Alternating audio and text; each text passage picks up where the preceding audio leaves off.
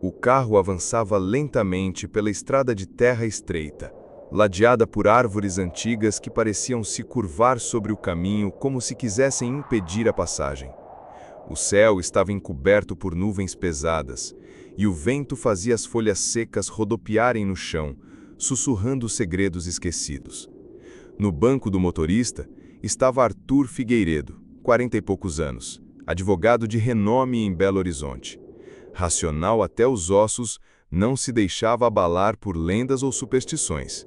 O tipo de homem que acreditava apenas no que podia ser provado em cartório. No banco do passageiro, sua esposa, Helena, observava o horizonte com certo aperto no peito. Professora de história, sempre teve um fascínio pelo passado, mas também um respeito silencioso por tudo que nele permanecia obscuro. Desde que ouviram falar sobre a mansão, um arrepio a acompanhava, como se algo dentro dela já soubesse que aquele lugar carregava mais do que paredes antigas. No banco de trás, Clara, de 17 anos, escutava música no fone, fingindo indiferença. Mas a verdade é que estava inquieta. Olhava pela janela e a cada árvore retorcida que passava, sentia como se algo a seguisse. "Mais alguns minutos", disse Arthur, com um sorriso orgulhoso. "Vocês vão ver. A casa pode estar velha, mas é uma joia, uma herança rara." Helena respirou fundo.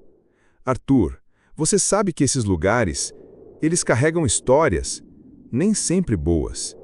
Histórias são só isso, histórias." Ele deu de ombros. "Eu vejo uma propriedade com valor histórico e patrimonial enorme. Restauramos, valorizamos e quem sabe até transformamos em hotel." Clara tirou um dos fones. "Hotel?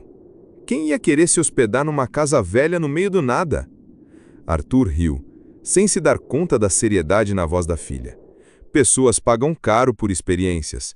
Casas antigas têm charme." Mas quando o carro finalmente dobrou a curva e a mansão surgiu à vista, nem Arthur conseguiu manter a leveza no olhar. A mansão Holloway erguia-se no topo de uma colina, como um guardião sombrio de outra era. O portão de ferro enferrujado estava entreaberto, coberto por eras. O caminho de pedras até a entrada estava tomado por mato alto, e a fachada de pedra escura parecia devorar a pouca luz do entardecer. As janelas, altas e estreitas, refletiam o céu pesado como olhos vigilantes. A torre lateral, com seu telhado pontudo, lembrava uma sentinela que jamais descansava. Helena levou a mão à boca, surpresa com a imponência e ao mesmo tempo tomada por um frio inexplicável.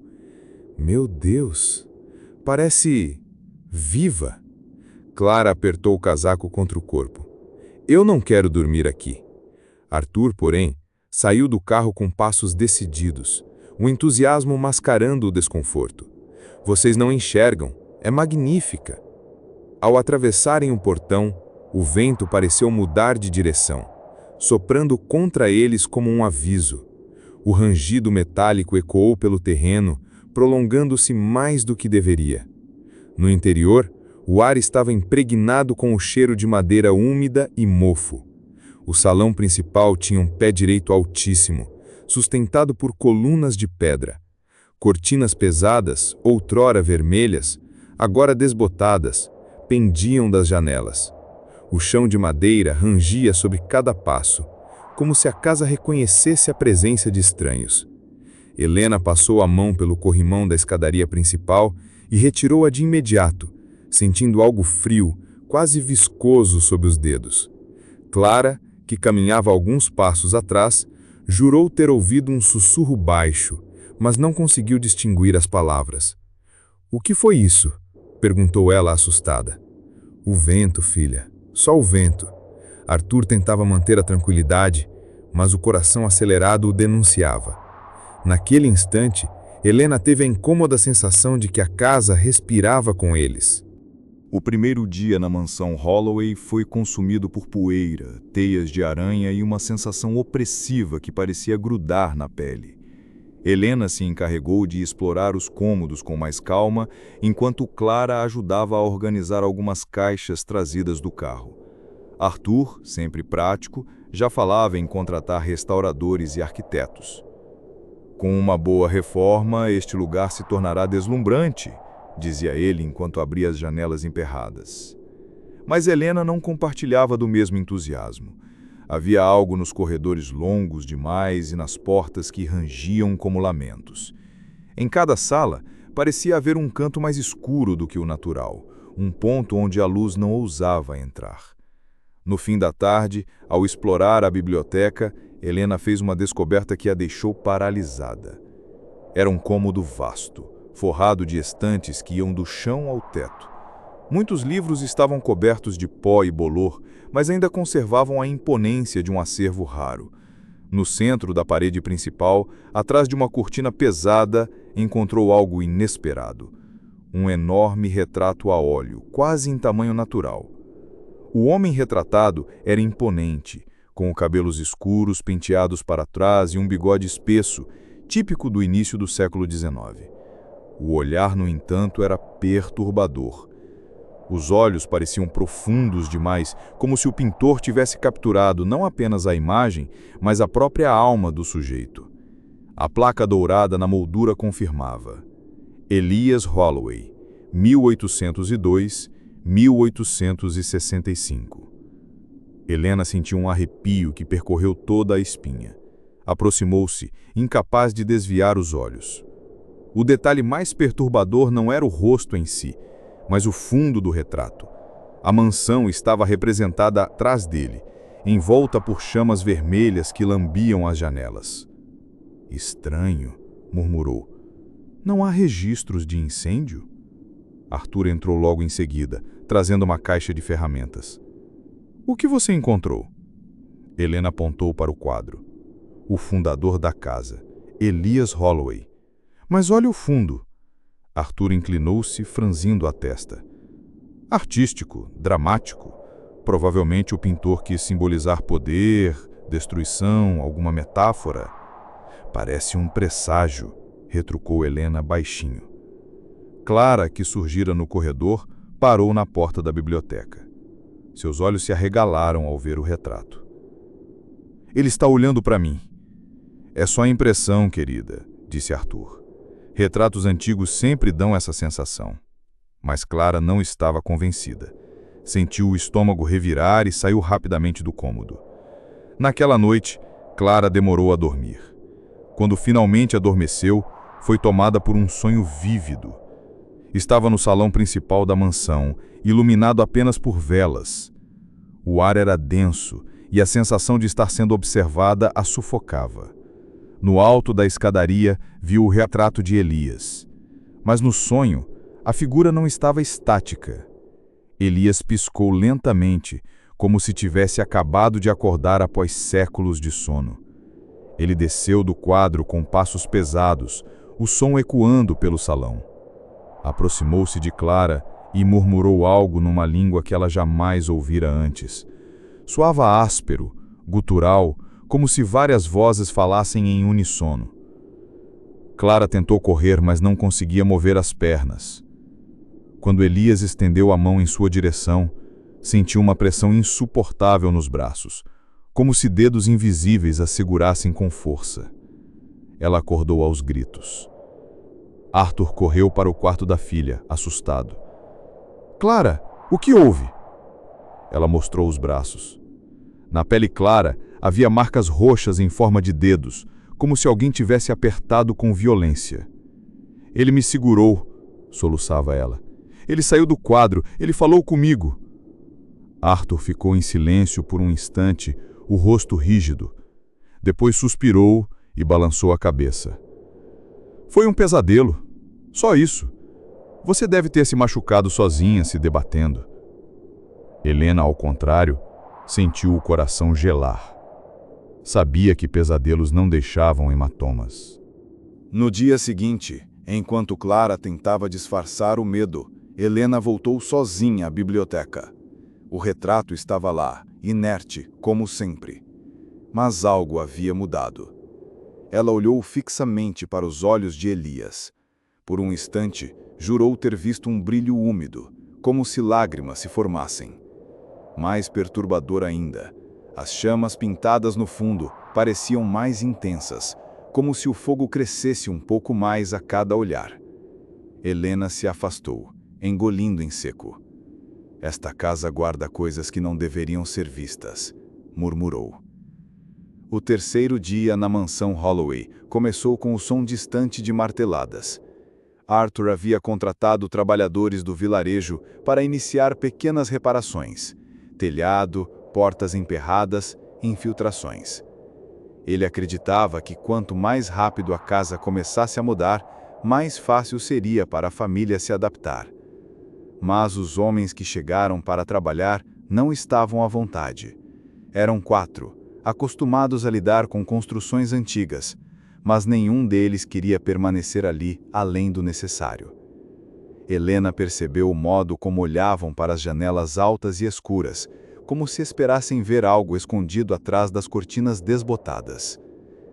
Essa casa é pesada, comentou um dos pedreiros, Rogério, enquanto descarregava ferramentas. Lugar estranho. Arthur sorriu, tentando disfarçar a irritação. Casas velhas sempre causam impressão, mas é só isso. Helena não respondeu. Apenas sentiu novamente aquele peso no ar, como se cada parede carregasse lembranças que jamais seriam apagadas.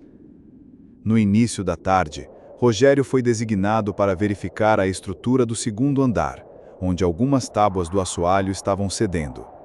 Clara, curiosa, o acompanhou até a escadaria, mas ficou apenas observando do patamar inferior. Se subir, cuidado onde pisa, advertiu o pedreiro. Algumas tábuas estão podres. Clara assentiu, abraçando os próprios braços. Havia algo no corredor do segundo andar que a deixava arrepiada. Poucos minutos depois, um grito ecoou pela casa, seguido de um baque ensurdecedor. Helena e Arthur correram para ver. Rogério estava caído no chão do salão com o ombro deslocado e a respiração entrecortada de dor. Eu juro que alguém me empurrou!" gritou ele, o rosto pálido. Arthur olhou ao redor, confuso. Não havia ninguém perto dele. "Você deve ter se desequilibrado. Essas casas são traiçoeiras." "Não!" insistiu Rogério, os olhos arregalados. "Eu senti uma mão fria nas minhas costas." Nenhum dos outros homens quis continuar o trabalho depois disso. Ajudaram Rogério a sair da mansão e foram embora, murmurando orações baixas. Arthur ficou furioso, mas Helena sabia que algo invisível havia de fato empurrado aquele homem.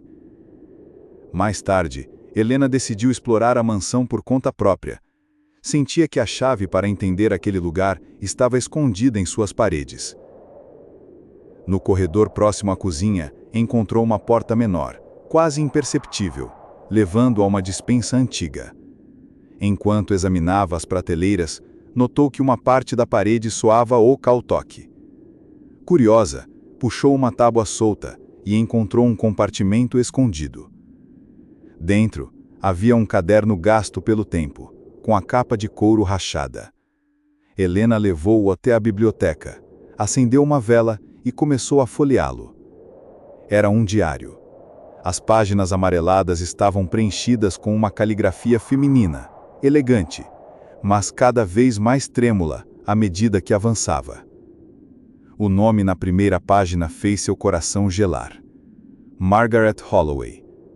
As primeiras anotações descreviam a vida cotidiana, festas, visitas, jantares.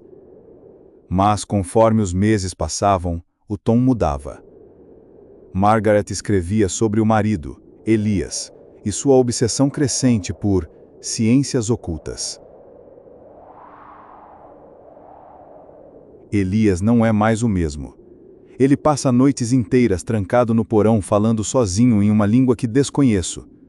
Às vezes, ouço risadas. Não sei se são dele ou de outros. Não consigo dormir. A casa inteira parece vibrar com seus segredos. Helena leu em silêncio, a vela tremulando como se reagisse às palavras. Mais adiante, a escrita se tornava desesperada. As crianças têm pesadelos todas as noites. Dizem que veem sombras nos corredores, que escutam vozes os chamando pelo nome. Tentei falar com Elias, mas ele não me ouve mais. Seus olhos brilham como os de alguém que já não pertence a este mundo. Helena fechou o diário por um momento, o coração disparado. A sensação de que não estavam sozinhos era agora inegável. Naquela noite, Clara acordou com sede. A casa estava silenciosa, exceto pelo vento que assoviava através das frestas. Pegou uma lanterna pequena e desceu até a cozinha. Ao passar pela escadaria principal, parou. A luz da lanterna iluminou parcialmente o corredor do segundo andar e ali, parada no patamar, estava uma figura feminina. A mulher usava um vestido branco antigo, manchado de vermelho na altura do peito. Seus cabelos longos e escuros estavam desgrenhados e o rosto parecia distorcido, como se tivesse sido esmagado por uma dor invisível. Os olhos eram 2 buracos vazios. Clara congelou. O ar ficou gelado ao redor e sua respiração formava nuvens brancas diante da boca. A aparição ergueu lentamente o braço, apontando para ela. Nenhum som saiu de sua boca, mas Clara ouviu dentro da própria mente um sussurro arrastado. Ele não deve terminar. A garota gritou, deixando a lanterna cair. O feixe de luz rolou pelo chão, iluminando apenas parte do corredor. Quando Arthur e Helena desceram correndo, nada mais havia ali. Apenas uma poça escura, semelhante à água misturada com cinzas, no lugar onde a aparição estivera. Arthur tentou acalmar a filha, mas Helena sabia. Aquela não fora uma ilusão. A casa estava mostrando suas primeiras cartas. As horas seguintes ao grito de Clara foram de tensão e silêncio. Arthur, ainda tentando se apegar à lógica, insistia que a filha tivera uma crise de sonambulismo ou histeria. Mas nem ele conseguia explicar as marcas roxas em seus braços, nem a poça escura que evaporara diante de seus olhos. Helena, por sua vez, mal pregou os olhos. Passou a noite na beira da cama, com a filha encolhida em seus braços, ouvindo os estalos da madeira da casa. A cada rangido, tinha a impressão de que alguém caminhava lentamente pelo corredor, rodeando seus quartos como um predador paciente. O sol nasceu tímido, engolido por nuvens pesadas. A mansão parecia ainda mais sombria à luz pálida do dia. O vento forte fazia as janelas tremerem, e a cada sopro era como se a casa respirasse fundo, pronta para falar. Arthur saiu cedo para tentar convencer novamente os trabalhadores a retornarem, deixando Helena e Clara sozinhas. O silêncio dentro da mansão, sem o eco de passos masculinos, parecia mais profundo. Helena aproveitou para voltar ao diário de Margaret. As páginas seguintes revelavam algo ainda mais perturbador. Elias fala de eternidade. Diz que encontrou a chave para atravessar a morte. Mas a chave exige inocência. Meus filhos. Ah, Deus, não consigo escrever. As últimas frases eram quase ilegíveis, riscadas com tanta força que o papel se rasgava. Helena fechou o diário com as mãos trêmulas. Não queria acreditar, mas a sensação era clara. Elias Holloway havia sacrificado a própria família em busca de algum pacto obscuro. Arthur voltou ao entardecer, exausto e irritado. Nenhum trabalhador aceitara retornar.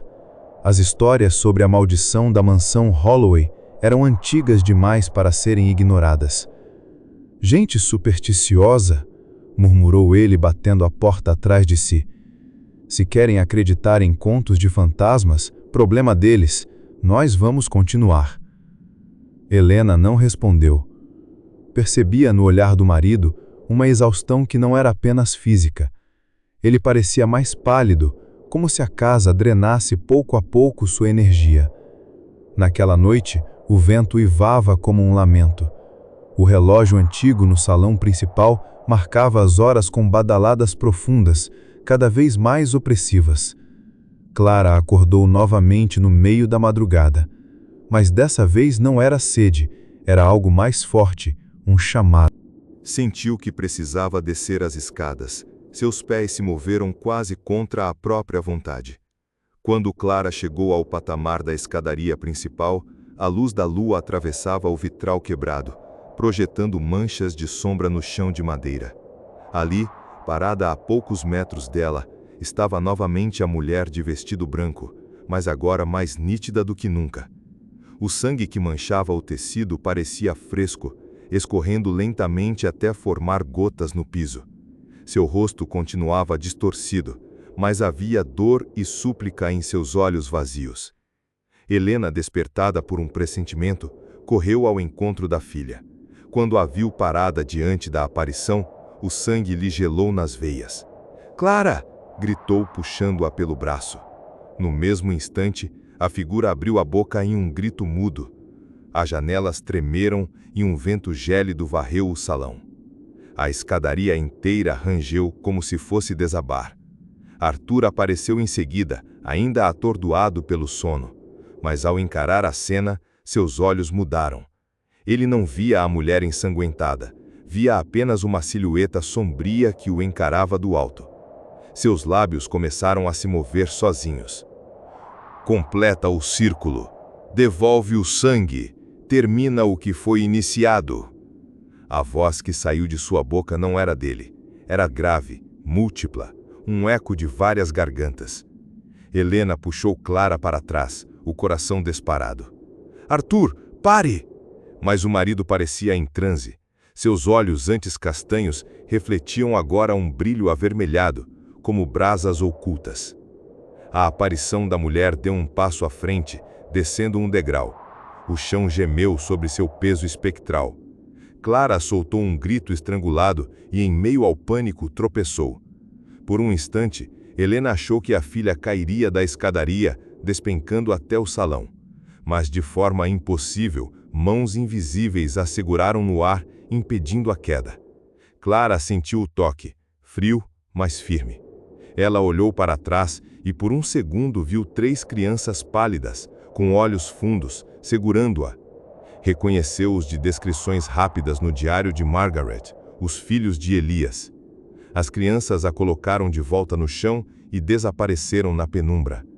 Helena abraçou a filha com força, lágrimas nos olhos. "Eles não querem nos machucar", murmurou. "Eles querem nos avisar." Arthur, ainda em transe, desceu mais alguns degraus, repetindo frases numa língua gutural. O retrato de Elias no salão parecia brilhar com uma luz sobrenatural, como se reagisse à cena. Foi nesse instante que Helena percebeu. A casa não era apenas assombrada, a casa estava preparando um sacrifício. A madrugada avançava lenta, sufocante. O vento que entrava pelos vitrais quebrados fazia as velas tremerem como se respirassem. Helena, ainda abraçada a Clara, observava Arthur descer a escadaria com passos rígidos, como uma marionete guiada por mãos invisíveis. O retrato de Elias Holloway, iluminado pela lua, parecia vivo. Os olhos pintados cintilavam e seu sorriso enigmático se tornava mais nítido a cada segundo. "O círculo deve ser completado." A voz gutural ecoou da boca de Arthur, mas não era dele. Helena entendeu naquele instante que Elias usava o corpo do marido como condutor. As portas da mansão se bateram sozinhas com estrondo. As janelas se trancaram com correntes enferrujadas que surgiram do nada.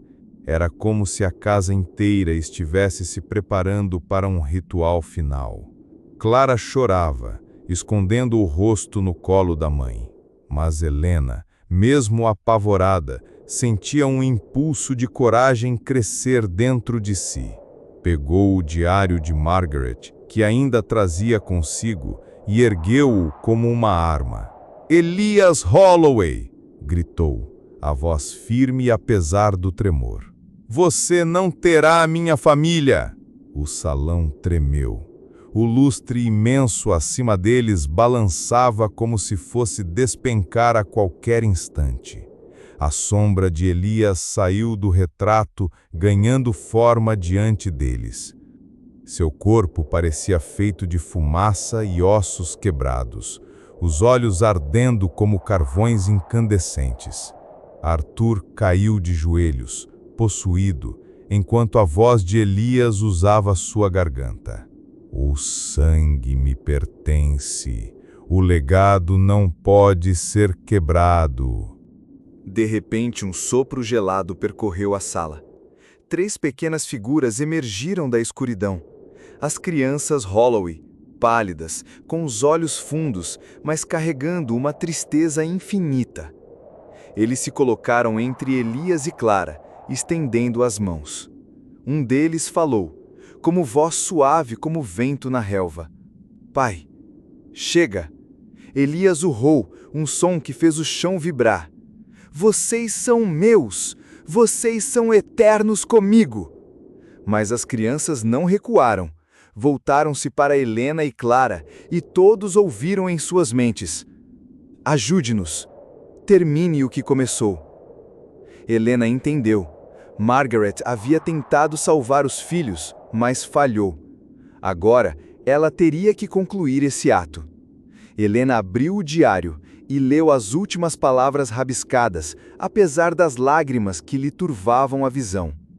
As frases incompletas soavam como um feitiço quebrado. O sangue inocente não deve ser dado, mas protegido. A eternidade não é dele, é nossa escolha. As letras começaram a brilhar, como se Margaret estivesse escrevendo junto a ela, além da morte. Helena ergueu a voz, completando: Elias Holloway, eu quebro seu pacto. Seu sacrifício não terá continuidade. Arthur caiu para trás, ofegante, enquanto a sombra de Elias se retorcia. Um rugido ensurdecedor ecoou pela casa, e o ar cheirou a ferro e enxofre. A sombra se lançou sobre Helena, tentando sufocá-la. O frio era paralisante, como se fosse arrastada para dentro de um túmulo. Mas as crianças se colocaram à frente dela e de Clara, absorvendo o impacto. Mãe, murmuraram em uníssono. Nesse instante, uma figura luminosa surgiu no alto da escadaria. Margaret Holloway. O vestido branco, antes manchado de sangue, agora irradiava a luz.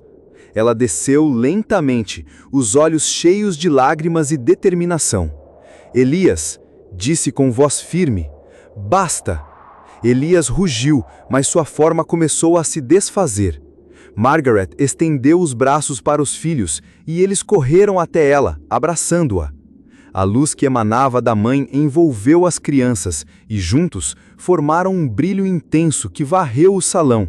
O espírito de Elias gritou em fúria, tentando resistir, mas a claridade o consumiu, rasgando sua forma até não restar nada além de poeira escura.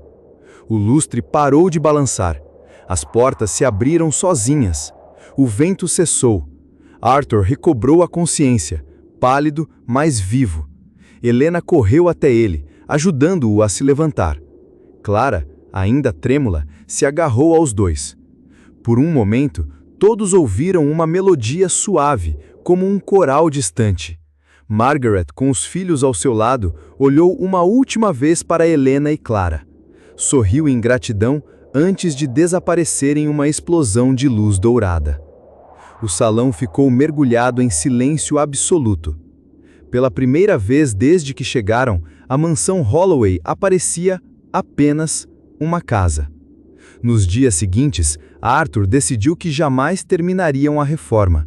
A mansão Holloway ficaria para trás, deixada às florestas e ao tempo. Algumas casas não foram feitas para os vivos, disse ele enquanto fechavam a última porta. Helena carregava consigo o diário de Margaret, não como maldição, mas como testemunho de que até mesmo nas trevas mais profundas, o amor de uma mãe pelos filhos podia trazer luz. Clara, por fim, voltou a sorrir. Às vezes, em sonhos, via 3 crianças brincando num campo ensolarado, livres da escuridão. A mansão permaneceu de pé, silenciosa, mas em paz. Nenhum grito ecoou dali novamente. E assim, no fim, os fantasmas encontraram seu caminho para a eternidade.